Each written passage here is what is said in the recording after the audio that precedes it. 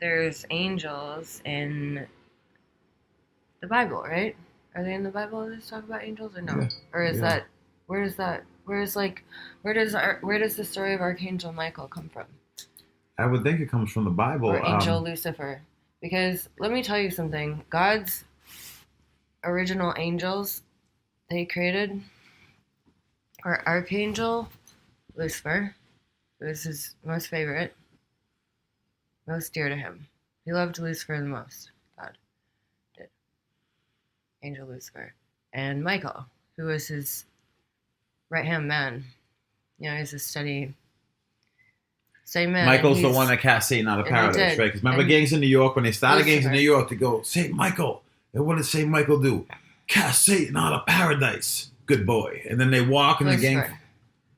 Yeah. Okay. So, okay, so that's Saint Michael. You'd think I would know. I went to St. Mary's in East Boston and like my whole life. And you'd think I was raised by nuns. That's why I have the good penmanship when I write and stuff, because of the nuns. They were really strict. And but I just kind of forget the details of the angels, or the details of what we were taught about the angels. Yeah, and What we were supposed to believe about this angels.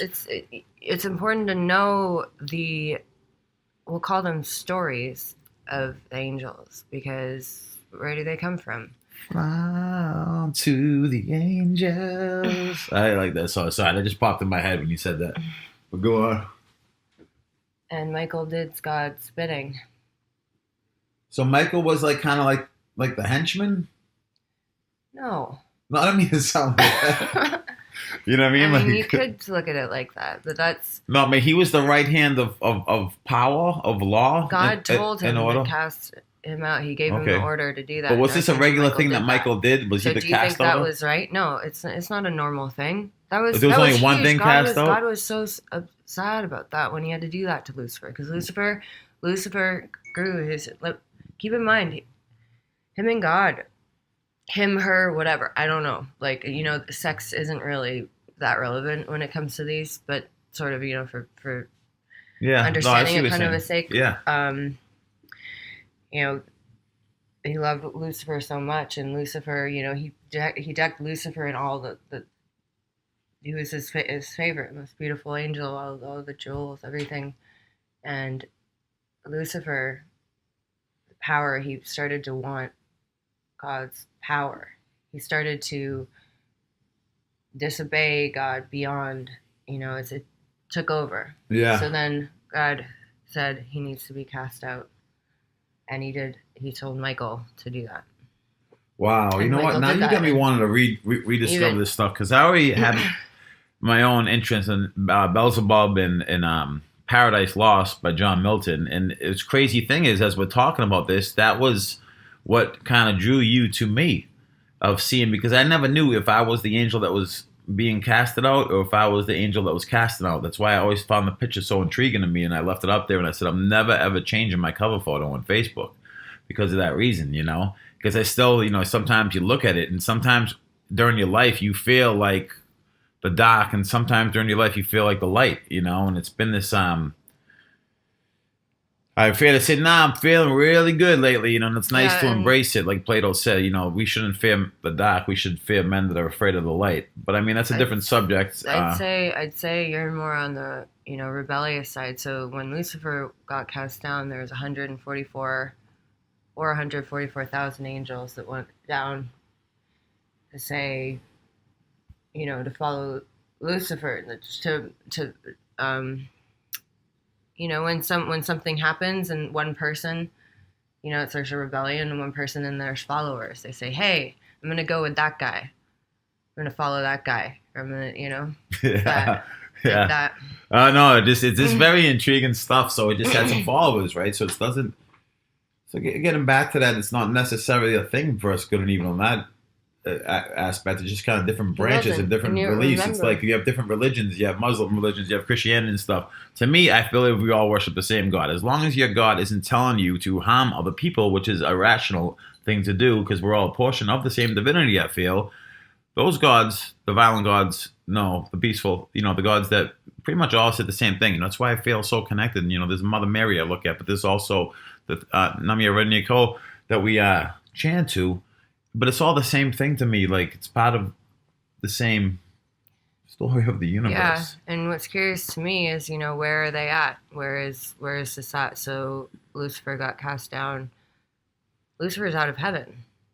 He's out of heaven. What if he wants to get back? What if he wants to make amends? What if he is? What if he is doing right? What if he is, misunderstood? And what if the devil is a creation of our own as humankind here on earth?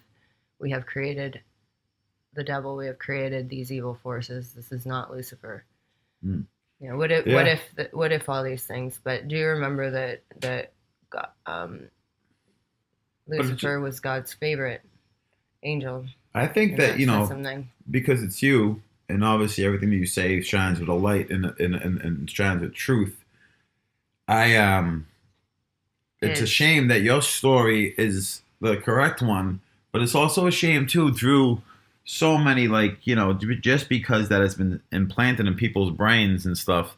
Now the story is so twisted. I mean, you even have churches and stuff that don't know the true story. They just built a cult church for their own selfish reasons because they want to look rebellious, and maybe they had part of it, but they just are opposing the other side. It's like, let me embrace this image, even though I don't know the meaning behind it.